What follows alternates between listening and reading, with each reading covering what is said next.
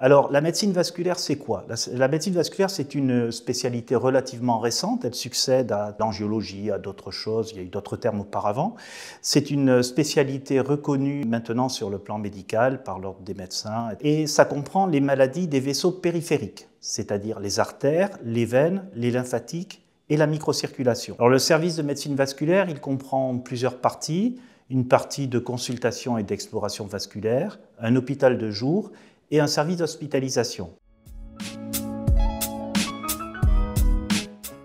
Le service d'hospitalisation comportait une unité d'hospitalisation traditionnelle qui a dû fermer malheureusement en post-Covid pour des problèmes d'effectifs. Ce service, du coup, va être réouvert sous une autre forme à partir du mois de septembre 2024. Ce service va comprendre tout d'abord une unité d'hospitalisation de semaine de 16 lits qui permettra d'accueillir les malades de médecine vasculaire et quelques malades de médecine interne. Et ce service va fonctionner en collaboration avec un service d'hospitalisation traditionnel de médecine interne dirigé par le professeur Fabrice Bonnet.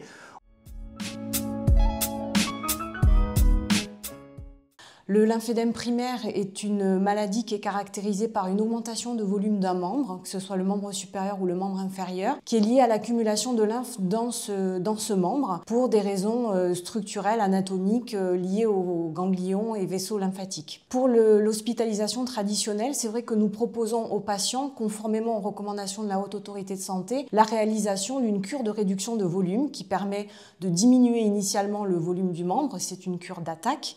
Il s'agit de réaliser des bandages multicouches monotypes sur une durée de 15 jours, ce qui permet d'obtenir une diminution de volume entre 30 et 40% du volume du membre atteint. L'hospitalisation permet également l'apprentissage de la réalisation des autobandages, mais aussi la réalisation d'une activité physique adaptée sous bandage. Et ensuite, la prise en charge du lymphédème s'articule en ambulatoire.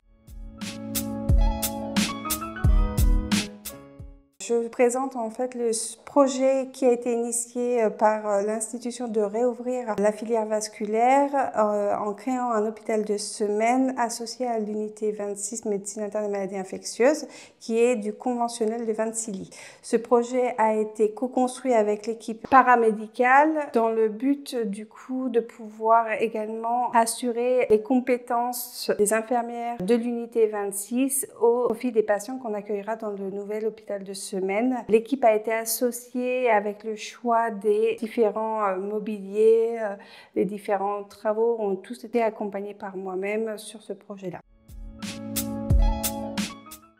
Ça va être la réalisation d'une prise de sang, la pose d'une perfusion. Elle va pouvoir également développer ses compétences en termes de pansement, la réalisation de pansements complexes, sans jamais être seule, avec une équipe médicale très présente, et également la possibilité de réaliser des bandages multicouches pour la prise en charge d'une pathologie complexe, le lymphédème.